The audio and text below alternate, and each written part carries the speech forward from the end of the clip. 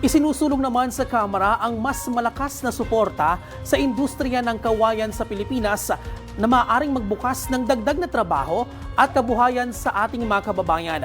At live mula sa Batasang Pambansa, naroon ang ating kasamang si Kate Renia live. Yes, Kate. Bien, 19 na panukalang batas ang sinuri ng mga mambabatas sa House Committee on Agriculture and Food. Layo nitong palakasin ang bamboo industry at gawing mas competitive ang mga produktong gawa sa kawayan dito sa bansa at maging sa pandaigdikang merkado.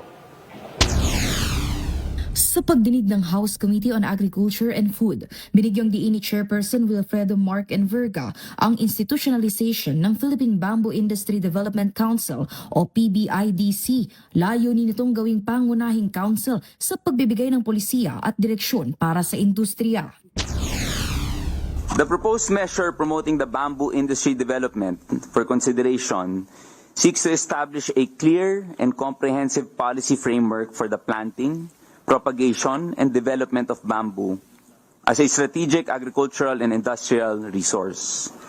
It is intended to address supply chain constraints by increasing the total land area dedicated to bamboo cultivation, ensuring a stable and sufficient supply of raw materials for downstream industries. Kabilang din dito ang pagtatayo ng research and development centers at pagbibigay ng mga insentibo sa mga nagtatanim at nagpoproseso ng kawayan.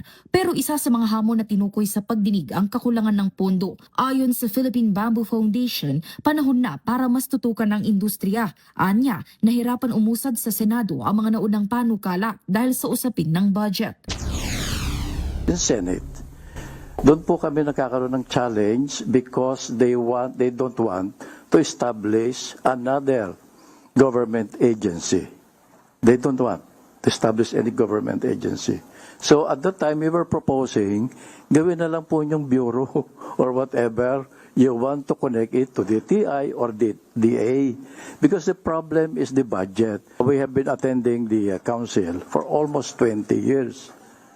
And we are telling them that we have to support the council with a budget. Without this, they cannot call any meetings, convergence meetings, etc., etc. Kasabay nito, iminungkahin ni Aklan 1st District Representative Jess Marquez ang paggamit ng geospatial mapping at monitoring system para malaman kung saan matatagpuan ang mga taniman ng kawayan sa buong bansa.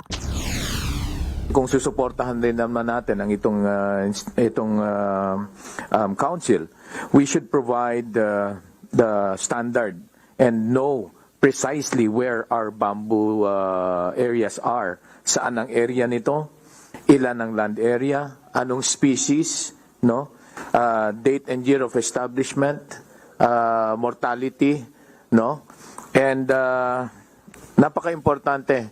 Not only in bamboo, but I think in all areas. I know the OST will agree with me about that, and also the DNR, because they also have the geospatial mapping system. Para naman sa panig ng Bamboo Professionals Incorporated, hindi na kailangan ng panibagong research center sakaling maisabatas ito dahil may mga kaukulang ahensyang nangangasiwa na sa bamboo industry sa bansa. Mas dapat anyang magkaroon ng isang programa na tutukoy sa pangangailangan ng industriya mula sa tamang lugar para pagtaniman hanggang sa pangangailangan ng mga magsasaka at maliit na negosyo. Unang suggestion ko po dito, pag pumasa dito ang ating bill na ito, is to establish, develop a National Integrated Bamboo Industry Development Program. So yung programa na yun, nandoon na lahat. Nandoon na lahat. Ano ba ang pangangailangan natin ng additional bamboo resources? Kasi insufficient na tayo sa bamboo resources. Ilan ang kailangan natin? Ilang hektarya? Dapat lahat ng agencies of government involved in bamboo, dapat kasama yan.